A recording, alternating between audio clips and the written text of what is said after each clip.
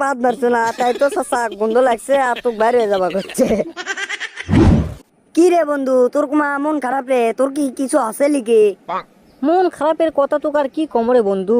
আমার বাবক আমি এতই বার করছি, আব্বা আমার বিয়ের বয়স হয়ে গেছে, আমাকে বিয়ে দাও বিয়ে দাও। আমার বাপ কোনো ভাবে কথা শুনেই না। তুই কত তাহলে মন খারাপ হবি না?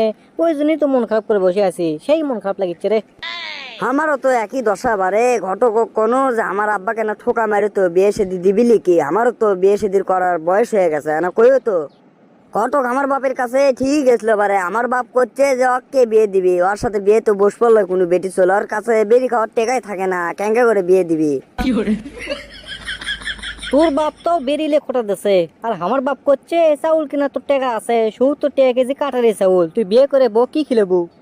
এ বন্ধু আমার মাথাতে একটা বুদ্ধি আসছে রে, আমাদের তো বাপ মা বিয়ে শাদি দিচ্ছে না, তাহলে আমরাই মেয়ে দেখা শুরু করি। ইয়ে হ বারে, এটা তো ভালো বুদ্ধি। মেয়ে করে দেখমো আর খামো। এ না মানে ওই খাবার খামো খাবার খামো।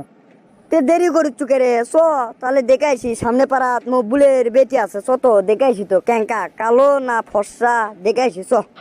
মেয়ে দেখবা তো যাবো রে, পকেট তো টাকাও নাই আবার মিষ্টিও নাই, কিলে যাবো নি? এ আমার কাছে 30 টাকা আছে, মেডিকেল বিস্কুট লো মনে বুঝিস নি, ওটা চুষে মুছে খাবি নি। হা কইস না, তোর কাছে যদি 10টা টাকা